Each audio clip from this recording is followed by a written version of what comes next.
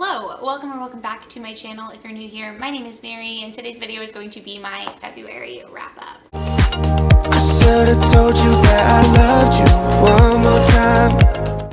If my hair looks different, it's because I'm going through the process of lightening it at home by myself, so that's why it doesn't look the best, but eventually it'll be light enough to where I can dye it, and then hopefully it'll look better. But without further ado, as always, I'm going to start this video with my monthly reading stats, and then I will go through each of the books individually and give them a review. I will have timestamps in the description box, so if you only care about certain things in this video, you can skip ahead. Without further ado, let's just jump into my reading stats. In the month of February, I did read 11 books for a total of 4,347 pages. I read 0 1-star books, 1 2-star book, 4 3-star books, 4 4-star books, and 2 5-star books for an average rating of 3.63 stars. I read from authors from 5 different countries. I read 1 book published in the 18th century, 1 book published in the 19th century, 3 books published in the 1950s, 1 book published in 2011, 1 book published in 2013, 1 book published in 2017, 1 book published in 2019, and 2 books published in 2020. I read from 5 female and 4 male authors. I read from 1 Asian and 8 white authors, so not my best month diversity-wise in that respect. I also read 5 young adult books and 6 adult books. I read 3 books off of my own TBR, and I read 8 books that I borrowed from the library. I read 4 books solely via audio. I read 3 books solely physically. And I read 4 books using a combination of audio and physical books. The genres that I read in February are 6 fantasy books, 2 classics, 1 mystery thriller, 1 general fiction, and 1 horror. And that's it for my stats. So let's get into the first book that I read in February, which was Eleanor Oliphant is Completely Fine. I read this as a part of a secret TBR that I'm doing, and I have a vlog for the secret TBR. If it's already up, I'll link it somewhere. If it's not up yet, then it'll be the next video that comes up after this. But Eleanor Oliphant is Completely Fine is a general fiction / contemporary novel about a 30-year-old woman who works in account receivables. Her name is Eleanor Oliphant, and she does the same things every day. She eats the same types of foods, she goes to the same places, and she just sort of has her life, and she does it the exact same way all the time. She also is kind of lonely, and the book sort of explores her and her character, and it sort of delves into her past, but also mostly it just deals with how she deals with things that happened in her past. She has a bit of a traumatic experience from when she's much younger, and she's never really come to terms with that. This book also sort of follows her as she's developing a friendship with a man that she works with, and follows her as she develops an obsession, I suppose, with a local musician. So it is a very character-driven story. I gave this book 3 stars. I thought it was fine. I didn't fully love it. I enjoyed the beginning of it a lot more than I enjoyed the end. Then I read The Fellowship of the Ring, The Two Towers, and The Return of the King, all by J.R.R. Tolkien. Oops. And I did a reading vlog of me reading all of these in one weekend, so I will link that somewhere so you can watch that if you're interested in hearing in-depth thoughts on these. Right here, we'll just say this is a classic high fantasy series following Frodo as he and his hobbit friends have to destroy an evil ring, or I guess an all-powerful ring that tends to bring evil into Middle-earth, which is the world where they live. And it's just a giant journey of the hobbits having to team up with elves and dwarves and wizards and the good creatures of this world against the evil creatures of this world. I quite enjoyed these books, and as you'll see in my vlog, I had a really fun time reading them and also listening to the audiobooks for them.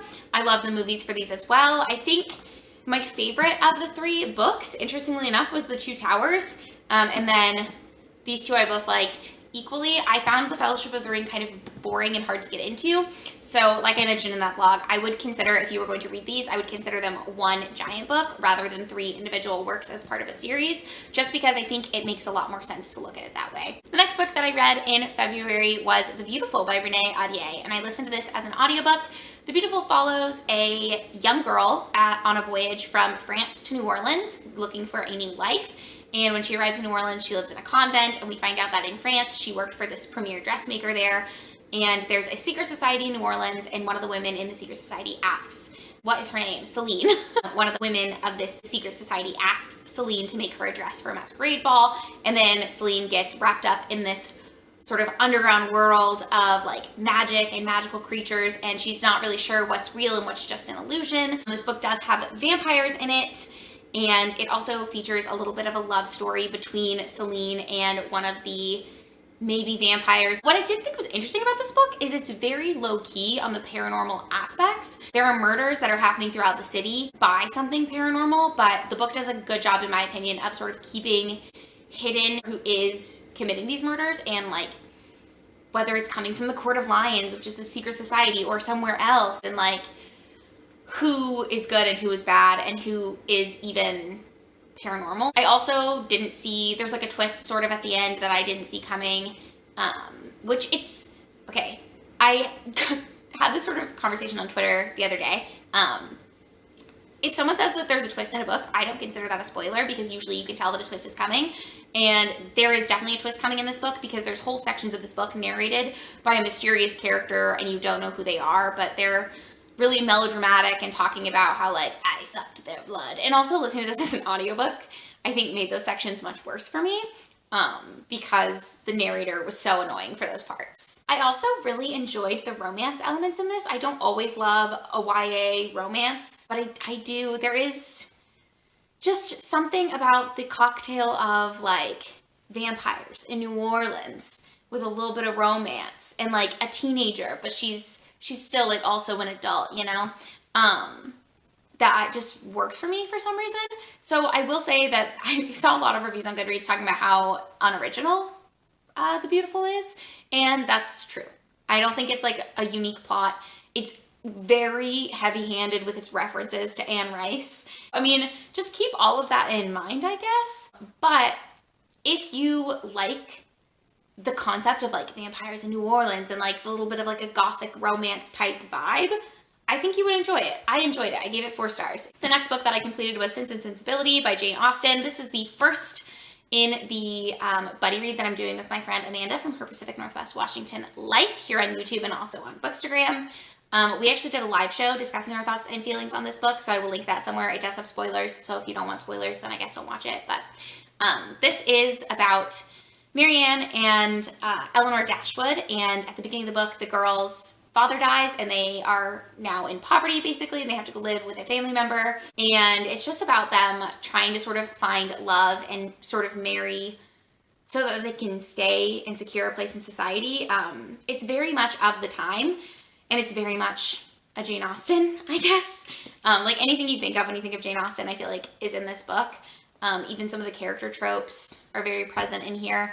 But I did enjoy this book. I gave it 3 stars. I was very frustrated by the ending of this book. Certain things, there's a lot of like literary gymnastics to get the characters to go where I think Jane Austen wanted them to go from the beginning. And I don't know that she necessarily did laid out all the groundwork that she needed to have it work the way it worked. But I did really like the character dynamics in here. I loved Eleanor as a character.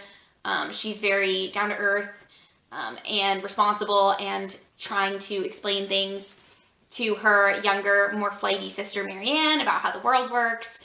And I even enjoyed like the outlandish caricatures of the nosy neighbor, Mrs. Jennings, and just like the very clueless love interest for Eleanor, Edward, who doesn't really know what he's doing. He's very mellow, but also he's just like, seems not dumb, but like just ignorant of what's going on around him. So I did really enjoy getting to see that. And I also loved the setting of this book. It's set in this really whimsical cottage where the Dashwoods are now living. And they have a younger sister, Margaret, too, but she's not really much of a character because she's not one of the people who's of marrying age and trying to like find a husband, I guess. But I enjoyed the little Regency antics in here as well. So I'm very excited to continue. Amanda and I are buddy reading the entirety of Jane Austen's published full-length novels in publication date order for the entirety of 2021. So this was our February pick, and then we skip a month in between, and in April we will be reading Pride and Prejudice, etc., etc., etc., until we finish with Persuasion in December. And if you are interested in joining us, make sure to leave a comment and let me know. We also are planning on doing live shows for each of the books. So even if you don't want a buddy read with us, if you want to read at the same time as us on your own and then come and discuss at the live show, we would love to have you. The next book that I finished was The Bright Lands by John Fram. And I loved this book to start. This is a theme for me with like mystery, thriller, and horror books, is that I will love them and be so gripped at the beginning, and then at the end, I just won't feel like everything lined up and pieced together very well. I wound up giving this 3 stars. It follows Joel Whitley, who is a gay man who now lives in New York City, but he is from a very small town in Texas. That's sort of the premise, and his brother still lives in this small town. His brother Dylan is the quarterback of his high school football team, and high school football is a huge thing in this small town. And so Dylan's really popular, but at the beginning of the book, Joel gets these really worrisome text messages from his younger brother about how, like, I don't want to go back to the Bright Lands, I can't handle this, and Joel doesn't know what he's talking about, so he freaks out and decides to fly home, and he hasn't been home in like 10 years. So he is back in his hometown trying to figure out what's going on with his brother, and then pretty soon after he arrives back, his brother disappears. So you're trying to solve this mystery of what is going on with the brother, and what's happening in this town, and what are the Bright Lands. This book has a lot of really interesting things going on in it, and it's got a lot of interesting things to say about racism, classism, sexism, homophobia in small town America, basically. It does sort of play with the idea that if you are a part of the elite group, there are no consequences for you. This book takes a really weird turn that I didn't get. It's not even that it didn't feel realistic to me, because I did understand that the author was trying to sort of personify skeletons in your closet. And I liked a lot of the concepts and ideas, and I thought this was going to a really interesting place, but then it got there and it wasn't it didn't make sense to me, I guess. That's all I'm really going to say about it. 3 stars, not a bad book, and I would be very interested in reading what else John Fram writes, because this book did do a really good job of building tension, and I did feel like fear while reading it, which is something that obviously I look for in a mystery, thriller, and horror type of book. The next book that I read was Candide by Voltaire. This is only like 100 pages. It's a French philosophical classic satire, basically, about this man, Candide, who is an optimist, and everything in his life just goes terribly wrong, but he refuses to sort of acknowledge it. Definitely has like literary merit, and I think at one point this book was really relatable and funny, and people probably really enjoyed it for its like satire and commentary on the politics of the time. I don't know that it's necessary to read anymore. I gave this 2 stars because I genuinely did not enjoy it. I'm glad I read this book, but I did not enjoy it, and I will not be reading anything else by Voltaire. And then the next book that I finished was Night Film by Marisha Pessl, which is a mystery thriller. I again gave this 3 stars. I absolutely loved this book at the start. I thought it was so interesting and so dark, and I was so excited to find out what was happening. But the more I read it, the less interested in it I was, and the less I cared, I guess. So I should tell you what it's about. Night Film is about a man named Scott who used to be a journalist, but he sort of had his career completely derailed by following a bad tip about a film director named Cordova, who makes like cult classic horror films, basically. And he's a very mysterious man. Nobody really knows what he looks like. He hasn't been seen in like 30 years. His movies aren't available to watch anymore. You have to get them on the black market or on the dark web. There's all sorts of like theories about whether or not they're snuff films, and etc., etc. The book starts out with the suicide of Cordova's 24-year-old daughter. And when Ashley's body is discovered, and it's discovered that she's a suicide, Scott, for some reason, thinks that there's something fishy about that, and so he decides to take the case on. And along the way, he picks up a struggling actress living in New York City who decides to help him, or who ropes him into letting her help him figure out clues, and then also a man who knew Ashley when they were children. And so they all become like this trio of, I guess, detectives working together on this case. The problem I really had with this book is that the author kept giving you clues, but it wasn't even that she would leave something for you to find. It felt like the author was saying definitively, like, this is what happened, and then being like, haha, just kidding. And that happened over and over and over again. I feel like it was supposed to be like a mindfuck, but I didn't care about it anymore. So it didn't mess with me at all, because I was like, okay, fine. It got to a point where I was just like, I just want to know what happened. I just want to know what you're telling me is going on. Because after a certain amount of like twists and turns for me, I just lose interest, I guess. This book tried to be really smart and layer really well, and I just thought that it left a couple of gaping plot holes, and I just wish it was different, I guess, at the end, especially at the end. I did give it 3 stars. I really enjoyed my reading experience with it. I just felt like it needed to be edited down a lot shorter and focused a lot more. Then the next book that I read was Highfire by Eoin Colfer. This book is an adult urban fantasy. I use urban fantasy just for fantasy that's set in our world. I don't know if that's correct, but just so you know. This book is actually set in a Louisiana bayou. Not in New Orleans, but like close-ish, kind of. But it follows a young boy named Squib who accidentally comes across a dragon named Wyvern and a Mogwai. And he realizes that they're just living in the bayou in the swamp where he is from. And he also accidentally discovers that the sheriff of his town is a dirty cop. And so it just sort of follows from there. And he befriends these magical creatures and works with them. And sort of is trying to uncover dirt on this dirty cop, I suppose, and like figure out how to stop him because he's the bad guy. It was a really fun, interesting read. I gave this book 5 stars. I loved it. I thought the concept was so unique. I thought the characters were each really different and very unique and fun. Honestly, at this point in the month, I felt like I was having such a bad time or like a mediocre time with everything that I was reading. I was happy to just finally be reading something that I was enjoying. So will this be an all-time favorite book? Maybe not, but I really enjoyed my time reading it. And then the last book that I read in the month of February is Daughter of Smoke and Bone by Laini Taylor. I am buddy reading this entire series with Kelly at Velvet Library here on YouTube and on Instagram. I'll link her down below so you can watch her videos if you are interested. This follows a young girl named Carew who lives in Prague. She has blue hair, she's 17, she goes to art school, and she also has a tie to this world of Chimera. And they found her when she was a baby and have been raising her. And then in this book, she works with the Chimera, and Brimstone is like her adopted father type of figure. And I really liked the found family element in here.